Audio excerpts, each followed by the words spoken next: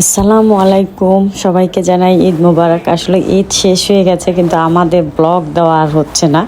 তো গত ব্লগে কিন্তু আপনাদের সাথে শেয়ার করছিলাম যে বাচ্চাদের নিয়ে একটা পার্কে গেছিলাম, বাট এত গরম, এত মানুষ, আসলে গরম না, এটা কিন্তু একদম খোলামেলার মধ্যে এই পার্কটা আমাদের বাসার পাশেই, কিন্তু মানুষের কারণে এত পরিমাণের গরম। তো ওইখান থেকে বের হয়ে হচ্ছে আমরা একদম আরেকটা জায়গায় চলে আসছি। এটার নাম হচ্ছে স্বাধীন রেস্টুরেন্ট, মেবি এরকম কিছু।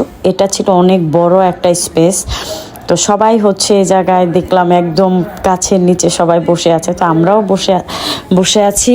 আর হচ্ছে আপনাদের ভাইয়া তো বরাবরের মতোই সবসময় সে হচ্ছে তার মেয়েকে টাইম দিবে আর আমাকে একটু শান্তি দিবে। আসলে বাহিরে গেলে আমার কোনো প্যারাই নিতে হয় না বাচ্চা কাচ্চা নিয়ে। আমাকে যারা দেখবে মনে হবে যে আমার কোনো বাচ্চা কাচ্চাই নাই, এইরকম আমি আসলে স্বাধীনভাবে চলাফেরা করি।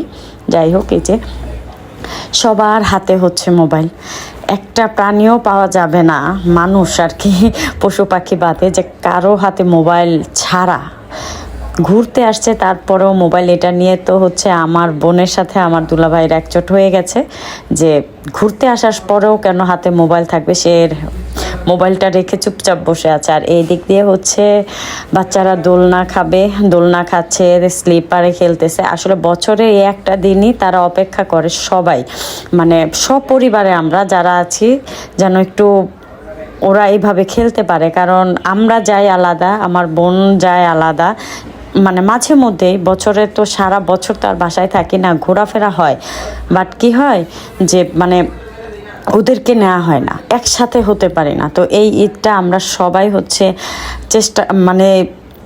চিন্তা করি যে কবে ঈদ আসবে আর সবাই একত্রিত হব, মনের যত কথা আছে সব কিছু বলবো।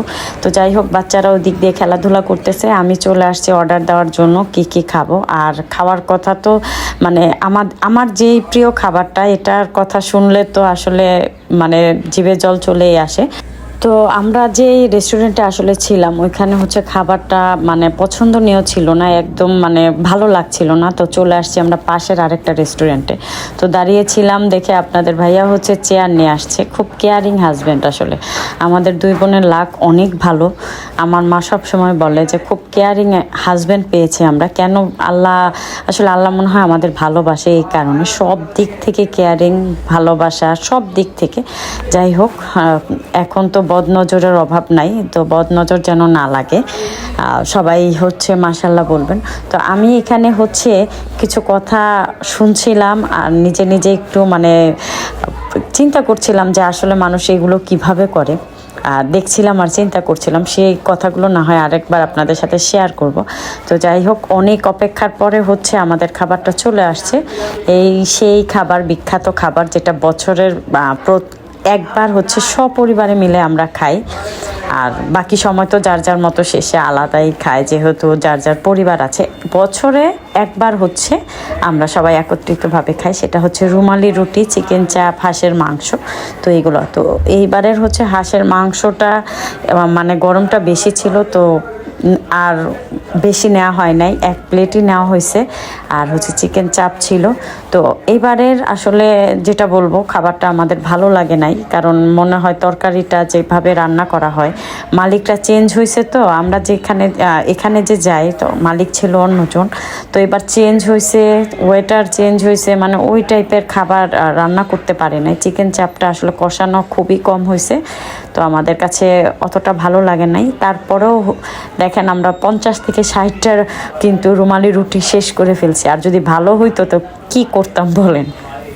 তো যাই হোক, আমাদের হচ্ছে খাওয়া দাওয়ার পালা, তো খাবো। আর আপনাদের ভাইয়া তো আছে গার্ডিয়ান, আমার সে বাচ্চার পিছনেই থাকবে। আমি যতক্ষণ না খাবো সে আসলে খেতে পারতেছে না।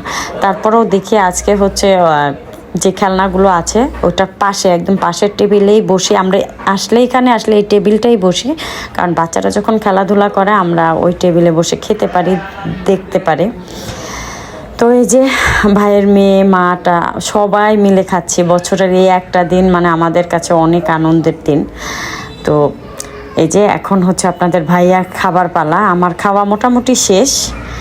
তো অনেক বেজে গেছে রাত্রের, চলে যাচ্ছি সবাই। তো এটার মধ্যে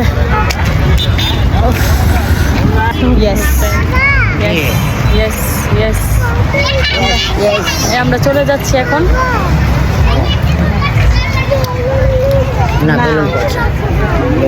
দিন দিন সুন্দর হচ্ছে।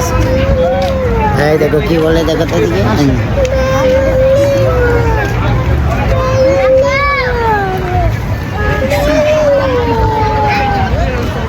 এই যেদিকে তাকো মা, আমি হচ্ছে দেখো তো এটা কি, দেখো এটা কি দেখো তো এই যে এই পাশে। আচ্ছা না দেখো আমি আর তুমি এই পাশে।